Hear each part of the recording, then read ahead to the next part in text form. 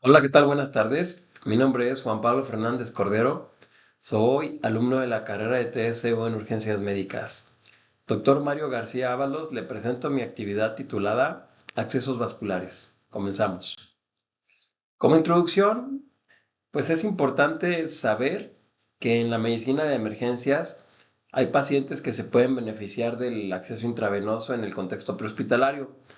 En este trabajo vamos a hablar de dos condiciones que el paciente puede mostrar y de las cuales se puede beneficiar. Uno de ellos es un paciente que requiere una vía intravenosa para restituir líquidos. Cuando hay una hemorragia exsanguinante y el paciente pierde sangre, lo que tenemos que hacer es reponer el volumen para que las constantes vitales no varíen y no haya un problema hemodinámico. Esto puede hacer que el paciente gane tiempo hasta llegar a la sala de emergencias y una vez dentro del hospital pueda darse un tratamiento definitivo a lo que está sucediendo. Otro escenario es el paciente que requiere por vía intravenosa algún medicamento de emergencia, sobre todo los que se encuentran en parada cardiorrespiratoria.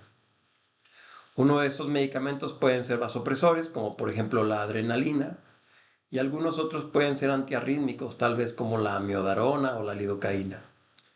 En enfermos graves o pacientes lesionados, la supervivencia depende en muchas ocasiones de la capacidad del paramédico para obtener el acceso intravascular.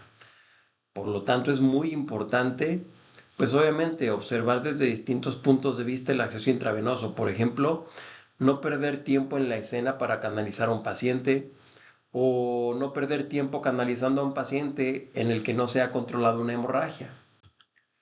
Los accesos vasculares que nosotros como personal prehospitalario podemos utilizar son varios.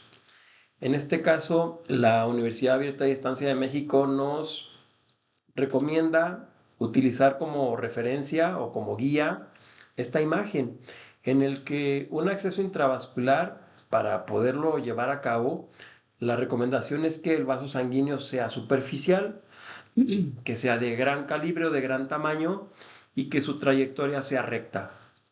A veces es difícil ubicar vasos sanguíneos con estas características, sobre todo cuando el paciente requiere líquidos como consecuencia de una hemorragia y que cuando se establece el estado de shock, la liberación de catecolaminas hace que los vasos sanguíneos se hagan pequeños. En esos escenarios puede ser complicado ubicar un vaso sanguíneo con esas características. Aún así, lo que tendríamos que hacer como segunda recomendación es ubicar en una de las extremidades superiores, aquí las venas que vemos en la imagen, y tratar de canalizar la vena que cumpla con esas características, que sea superficial, que esté grande y que esté recta. Y una recomendación es ubicar las que están en el antebrazo. También lo que se puede hacer, pero a nivel hospitalario y por un médico especialista, es buscar venas yugulares internas, subclavias o femorales, sobre todo cuando se practica un cateterismo central. Como última opción, lo que nosotros podíamos disponer o lo que tenemos al alcance, en caso de que nuestra competencia sea adecuada, es utilizar un acceso intraóseo. Cuando la condición del paciente es crítica y amerita esta intervención, tal vez en el escenario es lo único que le puede salvar la vida.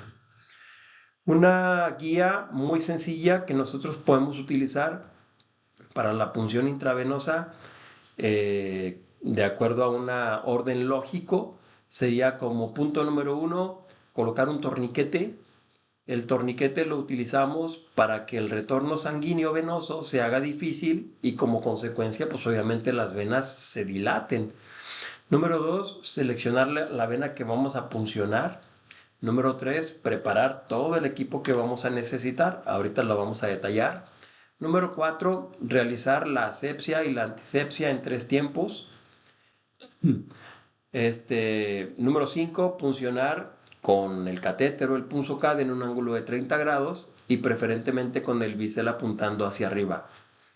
Avanzar el catéter una vez que ya puncionamos la piel, una vez que ya puncionamos el vaso sanguíneo, avanzar el catéter y retraer la aguja un poco para que la aguja no vaya a perforar el vaso sanguíneo, conectar el normogotero, abrir el normogotero para ver que la vía esté fluyendo y finalmente cuando ya no se observan datos de que la vena se punciona de una forma incorrecta, de que está infiltrándose, que está aumentando el volumen, que está cambiando el color o aumenta el dolor, entonces fijaremos la vía intravenosa. Los tipos de catéteres y materiales que podemos utilizar. Aquí en el lado izquierdo en color azul podemos ver el material necesario para un acceso intravenoso. En este caso, lo que vamos a utilizar, pues obviamente, y en primer lugar, sería el material para realizar la asepsia y la antisepsia. Lo que vamos a hacer en 3 tiempos es preferentemente con agua, con jabón y con isodine. Y si en el contexto prehospitalario, por la cuestión precaria del equipamiento de la unidad, pues lo que podríamos utilizar son torundas con alcohol. A continuación vamos a utilizar catéteres. Hay catéteres de distintos tamaños, muchas de las veces los conocemos como Punzocat, pero pues bueno, eso es una marca. Cuando el paciente amerita la terapia intravenosa como consecuencia de la pérdida de líquidos y lo que requiere es una rápida restitución de líquidos, entonces el catéter lo que se recomienda es que sea corto y grueso. En tercer lugar, la solución intravenosa. Hay varias soluciones que podemos utilizar, pero si nada más lo que queremos es expandir el volumen, vamos a procurar utilizar una solución fisiológica. El cuarto elemento serían el catéter. Conocemos catéteres como microgoteros, Venopac microgotero o normogotero. Ahorita vamos a explicar cuál es la diferencia entre uno y otro. Y otro de los elementos, pues bueno, sería la cinta o el Tegaderm para poder fijar nuestra vía intravenosa. Y aquí del lado derecho vemos casi los mismos elementos que para la vía intravenosa, solamente que en este caso es una vía central. Entonces vamos a iniciar igual con los elementos que se requieren para la asepsia y la antisepsia. El catéter periférico ya no se utiliza, se utilizaría un catéter central, que es un catéter más grande, que se utiliza pues obviamente en un hospital y por un médico especialista. Se utiliza el equipo para infundir la solución y conectarlo al catéter, entre el catéter y la solución. Y finalmente el equipo para fijar el catéter en su lugar, que en algunas ocasiones lo que se utiliza es suturar el catéter en el lugar donde se ha insertado para que ese catéter no se mueva. Los equipos para la administración de líquidos puede ser un normogotero o puede ser un microgotero. Y la diferencia es que dependiendo del equipo que utilizamos es la cantidad de gotas que nos da por mililitro. Por ejemplo, generalmente los microgoteros nos dan 60 gotas por mililitro y los normogoteros 20 gotas por mililitro. Este dato es muy importante porque dependiendo de eso, nosotros podemos administrar infusiones intravenosas de medicamentos. Entonces, dependiendo de la cantidad de gotas o las necesidades del paciente, es como lo podemos calcular en caso de no contar con una bomba de infusión. Las soluciones intravenosas, generalmente, vamos a procurar utilizarlas que sean lo más parecido al líquido que se encuentra en el paciente para no promover esa deshidratación celular o ese sobrehinchamiento celular. El catéter vascular, como ahorita lo mencioné, generalmente en trauma se requiere que sea corto y grueso, pero habrá escenarios donde los vasos sanguíneos del paciente son tan delgados que tal vez no podemos utilizar un catéter grueso. El material para realizar la asepsia y la antisepsia, agua, jabón e isodine preferentemente, y si no disponemos de ellos, podríamos utilizar torundas con alcohol. Finalmente, la cinta adhesiva para poder fijar el catéter. En ocasiones, establecer un acceso intravenoso es difícil y si nosotros perdemos ese catéter o esa vía se sale, posiblemente volverlo a canalizar va a ser más difícil. ¿Qué complicaciones podríamos encontrar al practicar terapia intravenosa? Existen 2 tipos de reacciones de acuerdo a la Academia Americana de Cirujanos de Ortopedia. Uno de ellos son las reacciones locales y otro de ellos son las reacciones sistémicas. Por ejemplo, dentro de las reacciones locales lo que puede suceder es que haya infiltración. Cuando picamos la vena, pero más allá seguimos picando, entonces la picamos doble vez. Y cuando nosotros pensamos que nuestra vía está colocada de manera correcta, pues la solución se empieza a salir por el otro orificio dentro de la piel y es cuando empieza a haber infiltración. Puede existir también la tromboflebitis. Esto, obviamente, hay muchos contextos para que eso suceda. y aquí abajo un poco podemos explicar de ello. Puede ser como consecuencia de que el catéter se rompió, puede ser como consecuencia de que la sangre no está circulando de forma correcta, y en el caso de las sistémicas, bueno, puede ser una reacción alérgica, puede ser una sobrecarga circulatoria, cuando a lo mejor el paciente no necesita tanto líquido y le metemos líquido de más, pues obviamente el líquido tiene la capacidad de hemodiluir la sangre, de ir directamente al pulmón, de provocar dificultad respiratoria en el paciente y en consecuencia, pues obviamente generar y presentar una alteración hemodinámica.